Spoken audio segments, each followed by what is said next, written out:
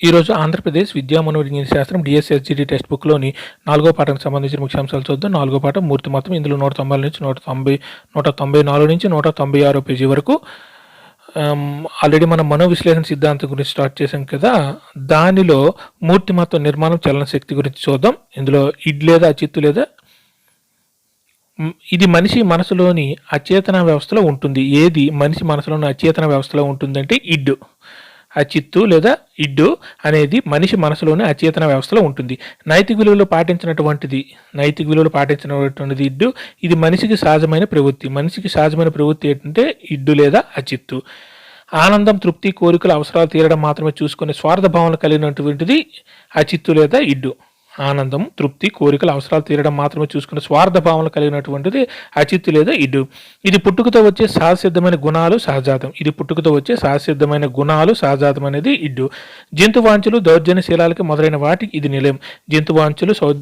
దౌర్జన్యశీలాల మొదలైన వాటికి ఏది నిలయం అంటే ఇడ్డు. ఇది మొరటైనది, విచక్షణ లేనిది, వినాశకారి. ఏది మొరటైనది, విచక్షణ లేనిది, వినాశకారి అంటే ఇడ్డు.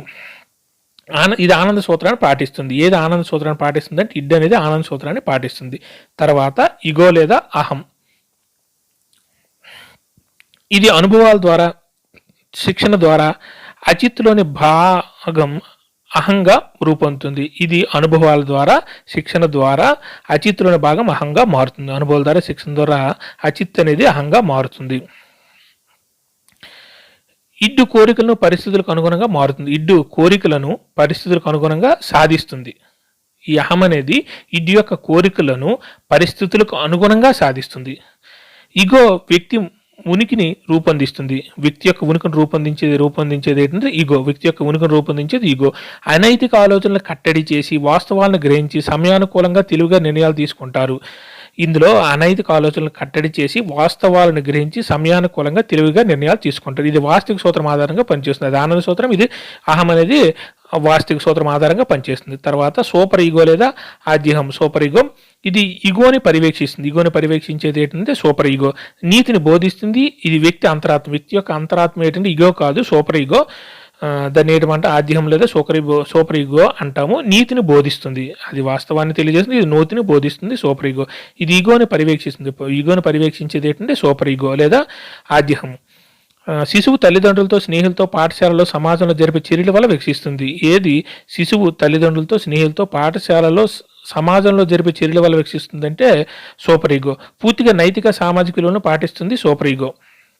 పూర్తిగా నైతిక సామాజికలను పాటించేది సూపర్ ఈగో. మంచి చెడులను గుర్తించి సాంఘిక ఆచరణ పాటించేలా చేసేది సూపర్ ఈగో. ఆద్యం లేదా సూపర్ ఈగో. మంచి చెడులను గుర్తించి సాంఘిక ఆచరణ పాటించేలా చేసేది సూపర్ ఈగో.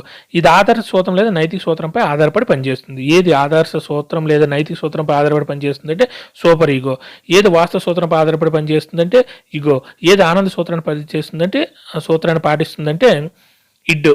ఇడ్ అనేది ఆనంద సూత్రాన్ని పాటిస్తుంది. ఈగో ఏమో వాస్తవ సూత్రాన్ని పాటిస్తుంది. సూపర్ ఈగో ఏమో ఆదర్శ సూత్రం లేదా నైతిక సూత్రంపై ఆధారపడి పనిచేస్తుంది. తర్వాత మూర్తిమత్వ గతిశీలత. ఇందులో రెండోది మూర్తిమత్వ గతిశీలత. చేతనం. వ్యక్తి చైతన్యవంతంగా ఉన్నప్పుడు తన జ్ఞానేంద్రియాలు స్వీకరించే అనుభవాలని చేతనం అంటారు. వ్యక్తి చైతన్యవంతంగా ఉన్నప్పుడు తన జ్ఞానేంద్రియాలు స్వీకరించే అనుభవాలని చేతనం అంటారు. ఇది మూర్తిమత్వ గతిశీలత ఉన్నది. వర్తమాన అనుభవాలు చేతన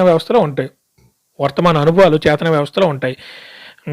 తక్షణం మన కళ్ళ ముందు జరిగే విషయాలను గుర్తించడాన్ని మనం చేతనం అంటాం. వర్తమాన అనుభవాలు చేతన వ్యవస్థలో ఉంటాయి. వర్తమాన అనుభవాలు చేతన వ్యవస్థలో ఉంటాయి. మూర్తిమత్వ గతిశీలతలు ఫస్ట్ చేతనం, తర్వాత ఉపచేతనం.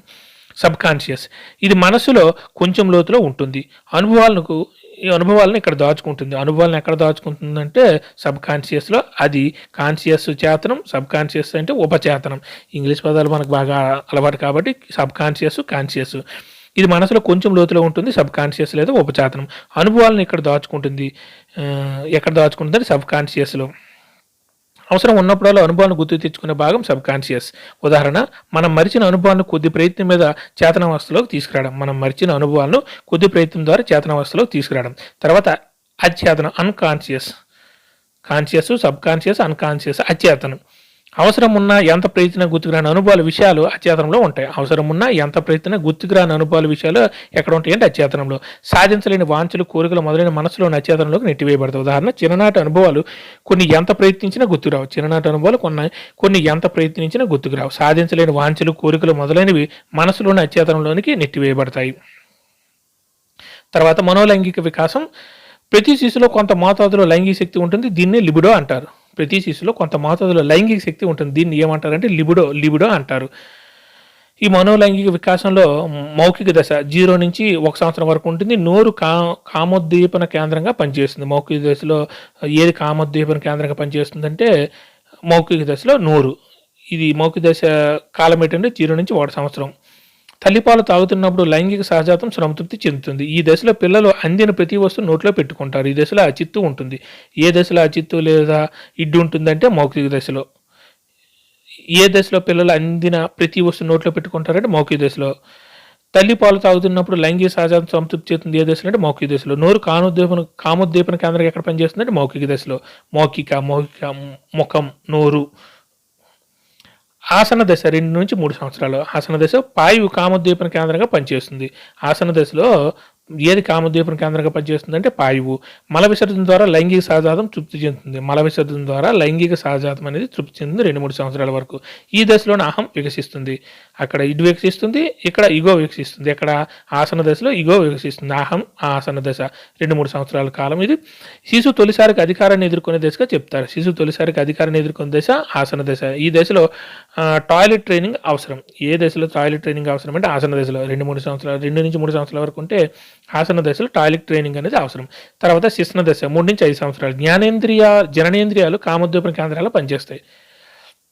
మొదటిది నోరు, తర్వాత పాయువు, తర్వాత జననేంద్రియాలు కామోద్దీపన కేంద్రాలు పనిచేస్తాయి. ఎక్కడ శిశ్న దశలో 3 నుంచి 5 సంవత్సరాలు. 0 నుంచి 1, 2 నుంచి 3, 3 నుంచి 2 నుంచి 3, 3 నుంచి 5 జననేంద్రియాలు కామోద్దీపన కేంద్రాలుగా పనిచేస్తాయి శిశ్న దశలో. ఇడిపస్ కాంప్లెక్స్ అంటే మగపిల్లలు తల్లిని లైంగికంగా వాంఛించే ధోరణి. ఎలక్ట్రా కాంప్లెక్స్ ఆడపిల్లలు తండ్రిని లైంగికంగా వాంఛే ధోరణి. ఈ దశలో ఆద్యం అభివృద్ధి ప్రారంభమవుతుంది. ఆద్యం అభివృద్ధి ఏ దశలో ప్రారంభమవుతుందంటే శిశ్న దశలో. మొదటిది ఈగో, మూడో దాంట్లో సూపర్ ఈగో అనేది అభివృద్ధి ప్రారంభమవుతుంది. శిశ్న దశ 3 నుంచి 5 సంవత్సరాలు. జనేంద్రియాలు ఏ కామోద్దీపన కేంద్రాలు పనిచేస్తాయి అంటే జనేంద్రియాలు ఈ దశలో శిశ్న దశలో. ఇడిపస్ కాంప్లెక్స్ అంటే మగపిల్లలు తల్లిని లైంగికంగా వాంఛే దశ. ఇడిపస్ కాంప్లెక్స్ అంటే మగపిల్లలు తల్లిని లైంగికంగా వాంఛించే ధోరణి. తర్వాత ఎలక్ట్రా కాంప్లెక్స్ ఆడపిల్లల తల్లిని లైంగికంగా వాంఛించే ధోరణి శిశ్న దశలో. ఈ దశలో ఆద్యం అభివృద్ధి ప్రారంభమవుతుంది. ఏ దశలో ఆద్యం అనేది అభివృద్ధి ప్రారంభమవుతుందంటే శిశ్న దశలో. తర్వాత గుప్త దశ 6 నుంచి 11 సంవత్సరాల వరకు ఉంటుంది. గుప్త దశ 3 నుంచి 5 కదా. తర్వాత 6 నుంచి 11 మగపిల్లల తండ్రితో ఆడపిల్లల తల్లితోనూ తాదాత్మ్యకరణం చెందుతారు ఈ దశలో గుప్త దశలో. జంతు వాంఛనలు దౌర్జన్యశీలాన్ని దమనపరచడం లేదా అంతరీకరణం జరుగుతుంది. జంతు వాంఛనలు లేదా దౌర్జన్యశీలాన్ని దమనపరచడం లేదా అంతరీకరణం జరుగుతుంది ఈ దశలో గుప్త దశలో. మగపిల్లలు తల్లి ప్రేమాభిమానాలు పొందడానికి తండ్రిలోని లక్షణాలు, ఆడపిల్లలు తండ్రి ప్రేమాభిమానాలు పొందడానికి తల్లిలోని లక్షణాలు అవలంబిస్తారు. ఏ దశలో మగపిల్లలు తల్లి ప్రేమాభిమానాలు పొందడానికి తండ్రిలోని లక్షణాలను, ఆడపిల్లలు తండ్రి ప్రేమాభిమానాలు పొందడానికి తల్లిలోని లక్షణాలు అవలంబిస్తారంటే గుప్త దశ 6 నుంచి 11 సంవత్సరాల వరకు. ఏ దశలో తాదాత్మీకరణ అంతర్లీకరణ భావాలు ఉంటాయంటే గుప్త దశలో. ఏ దశలో తాదాత్మీకరణ అంతర్లీకీకరణ భావాలు ఉంటాయంటే గుప్త దశ.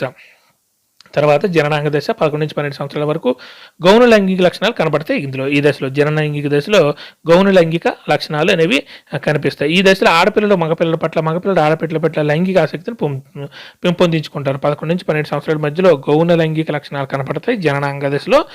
ఈ దశలో ఆడపిల్లలు మగపిల్లల పట్ల, మగపిల్లలు ఆడపిల్లల పట్ల లైంగిక ఆసక్తిని పెంపొందించుకుంటారు జననాంగ దశలో. Thank you.